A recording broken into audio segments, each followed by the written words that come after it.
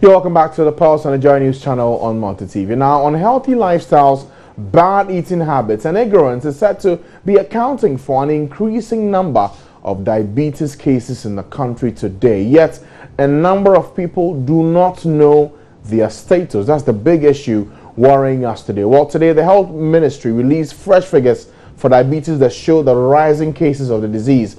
Even more worrying is the revelation that the figures could be higher than already recorded, with more than 70% of cases undiagnosed. Health Minister Alex Segwefia is worried about a situation where people fail to check their diabetes status. He was speaking at the signing of an MOU with Novo Nordisk, a global leader in diabetes care. Been in collaboration with Novo Nordisk Pharma, which is a company from Denmark, and we've been in collaboration with them for a number of years. They've put up a number of specialist facilities with regard to diabetes, which is a non-communicable disease. And as you may know, diabetes is fast growing in the country, and there's a lot of emphasis on it from within the ministry itself. And therefore, anytime we have companies or collaborations which can help us deal with this ailment, we become quite excited about it. Increasingly, we are finding that the health of our people cannot be left strictly to government. You need to go into partnerships and get private enterprise involved in the health process. When you take diabetes, because people are never diagnosed as dying from diabetes, but they die from diseases or ailments that have come out of diabetes. You don't normally see diabetes on the phone. You see cardio, you see kidney failure. And if you do that, 5 million people die from diabetes each year, if you go break it down that way. So it actually, on an annual basis, does more damage than the 3 ATMs put together, namely AIDS, tuberculosis, and malaria. That is the number of people who die from ailments that are related or derived from diabetes. So it's a big issue. It's just that we normally break it down, so they'll say, oh, how many people died from kidney failure? How many people died from having a heart attack, etc.? How many people had to be amputated, and so on and so forth. So if you put those figures together, and you then break it down to those that actually stemmed from diabetes or had a heart attack or a stroke, you find that most people don't even know that they have the ailment, and are walking around merrily just saying, look, I have a bit of a headache, I have this, so I'm not feeling too well, I'm feeling weak, and then the person collapses. And then and only then do you realize that the person has had an ailment and has had diabetes over a number of years. So the first thing is the education and the awareness, and we're trying to encourage people to begin to use these centers. Now, because when you go into a hospital, from the initial stage, you go with all manner of things. The hospital of itself, in inverted commas, does not necessarily have the time to go into those details. That's why you have now, with our partnership with them, specialist centers already in 5 of these hospitals. So the moment they diagnose diabetes, they send you to this specialist center. And the treatment of diabetes is a specialist job. So for want of a better phrase, you have doctors, if I use it in football analogy, which everybody understands. Everybody is on the field playing, but you have a striker and you have a defender. They all play football. Same with doctors. If you don't train doctors to be specialists in how to deal with diabetic patients, they will know the generals, but not necessarily the specifics. So there's a need not only to educate the patients, there's also the need to educate the doctors who are actually dealing, and the nurses who are actually dealing with diabetes. And diabetes is progressive. So if you don't catch it early and begin to deal with it, it gets worse. And even when you're treating it, they have to be monitoring you on a regular basis, because at any time it can just switch or move on. That is why you have to focus on it early. Get early diagnosis, early treatment, lots of training for both the patients and the nurses and the doctors, and then subsequently deal with it. And as we begin to move into the area where we are getting more non-communicable diseases, cancers, diabetes, high blood pressure, this memorandum of understanding and partnership is a very useful one, because it is focusing on one of those areas which creates a lot of problem for us in this country. Right, so that's the Health Minister Alex Sebefia today speaking at the MOU signing with Novo Nordisk, the pharmaceutical company that produces insulin, today, signing the MOU with them. But I guess there's more to this conversation than just the concerns being raised by the Health Minister about the statistics and how many people are dying every day. Joining us in the studio today is Elizabeth Esidenyo, who is the chairperson of the International Diabetes Federation, joining us in the studio this afternoon. Good afternoon to you, madam. Thanks for joining us. I want to start the conversation first with what you heard the health minister say, Alex Sebefia. He says that a lot has to be done. The company that has signed the MOU with will be providing the specialist centers in 5 hospitals. Does that adequately deal with the magnitude of the problem we have with diabetes in Ghana? Not at all. If we heard rightly, the minister said 5 million people die of diabetes each year. We expect more from such a system. 5 centers by Novo Nordisk. What we mustn't forget is that Novo Nordisk is a pharmaceutical company. They're looking for their money. They are not interested in the normal diabetic out there. They are interested in selling their insulin, getting their data. That is what they are interested in. Novo Nordisk is not in the country that for all diabetics. So even before they open the center, they do visibility studies to get where they will profit. Okay. Yeah. We've got Kolebu, we've got Rage, and we've got Achimota. Couldn't they have ventured maybe eastern region, maybe northern region? What should patients in those areas do? Okay, but I mean, let's not overly concentrate on the pharmaceutical company. It's about governments and what they need to do in dealing with the problem of diabetes. You're saying that government has not done enough. What are you expecting them to do that they haven't? Yeah, in 2012, there was a NCD alliance in Geneva. Every country also signed, and Ghana signed that memorandum of understanding that they will go back, because diabetes is a menace, to help their various associations to build up and then do more screenings to get more people with diabetes to treat. Since we came from that accord, Ghana's own has been on paper. The implementation is not happening. For the last 4 years, the ministry has not subsidized the association in any way.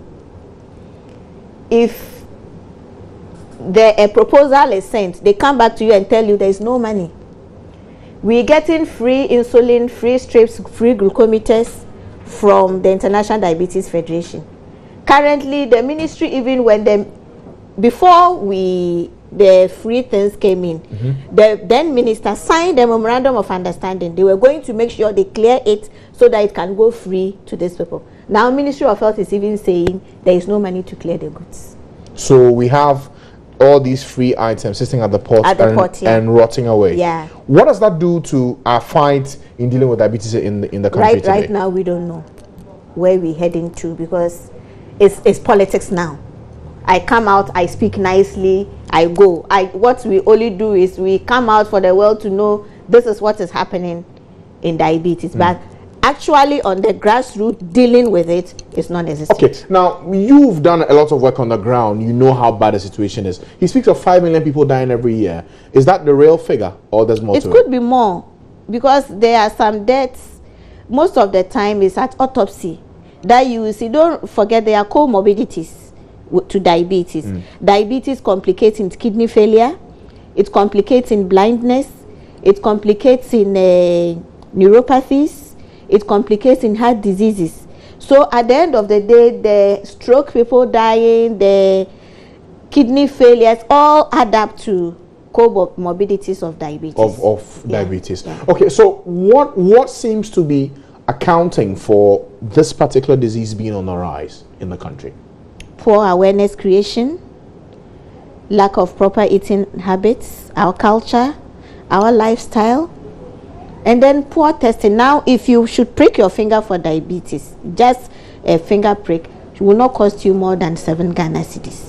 How many people have 7 Ghana cedis to walk into? Now, IDF is saying operation 10 million citizens to be screened a year. Yeah. Do you think Ghana has screened 10 million people? No, because we're not collaborating, we're not working well. You think what? We're not taking this too serious as we should. Not at all. Okay, but if you're talking about people's lifestyles contributing largely to people getting diabetes, what exactly are we doing wrong?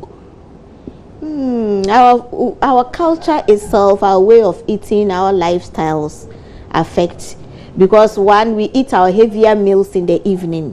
When after eating the heavier meal, you're not going to work to burn out the fat.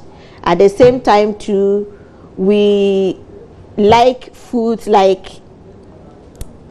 the cultures. If you cook, there is more oil, there is more tomatoes, there is everything, then you know how to cook. We're putting in a lot of additives in our food, fertilizers all over the place, and everybody is buying a car. Nobody wants to work now. So as a result, you know what I mean? So people not working too much can result in diabetes. Yes, you need to burn a lot of fat. I'm honestly surprised, because some say, you know, being a bit docile does not really result in diabetes. I didn't know this. It does. It does. It does. Okay, so for anyone watching us right now, listening to the statistics, however, you know, shocking and scary it can be, what can we do in our own small ways to deal with this challenge? If you can afford, you walk to any health facility, get tested. If you have the diabetes already too, you have to eat right, go for follow-up, and then continue testing. And then we are calling on the president and the ministry, everybody, to come and let's work as a team. Because if we're going to deal with this, we have to deal with it as a team. You can't go solo and say you're going to manage diabetes. We need to work together as a team. Okay, what's the problem here? Why are you unable to work as a team? Because you were mentioning that even when you try to push as the federation to get things done properly, you're not getting the response. They're just not ready, and they continue telling you there's no money. Who are the individuals not making it ready? The ministry. The health ministry? Yeah, say there's no money. Okay, so how much do you even need to get this job done? That is the point. No, but you should tell me. Even to screen a group of people, let's say we're going to screen 1,000 people, and even we're going to spend 1 Ghana cedis per person, then you're looking at about 1 million Ghana cedis. We're not saying that sometimes we get the donations, but if you could go in and do the massive screening, the nurses must be paid, there must be advertisement, there must be awareness. As we speak, even we don't have any adverts on diabetes, we just talk. Isn't it also because it's a disease that's a bit expensive to deal with? Every disease is expensive. And if you manage diabetes very well, you're going to close your stroke centers. Diabetes is better managed under the primary healthcare level, under the preventive side.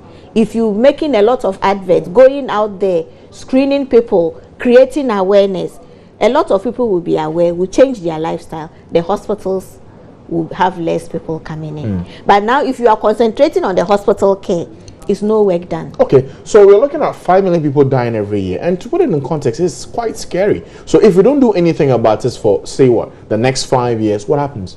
I don't know. We can wake up one morning and not see anyone around? It's bizarre, because the figure keeps swelling up. Even from Monday till today, in the area I stay alone, I've had 4 people who have been newly diagnosed with diabetes. With diabetes. So it's more scarier than you see, because our health system, our lifestyle keeps deteriorating. A lot of people who are pre-diabetics, they are not even aware of. How are you pre-diabetic? Pre-diabetic is being on the borderline when your blood sugar and things are changing gradually before the actual diabetes setting. We've got a lot of people who are on the borderline and are not aware. Okay, and sad to say that if you look at the band of people who are getting it, it's not just those who are in their, later years, post-40. Very young people are also getting diabetes. Yeah. What is this still to do with what people eat? Because some easily think it's about the sugar. It's not about sugar, it's what we eat, our lifestyle now.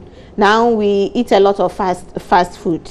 Previously we used to eat food from our local environment. We used to eat right. Now everybody wants the junk food, the street food, and we putting in a lot of things, and I don't want to mention the names.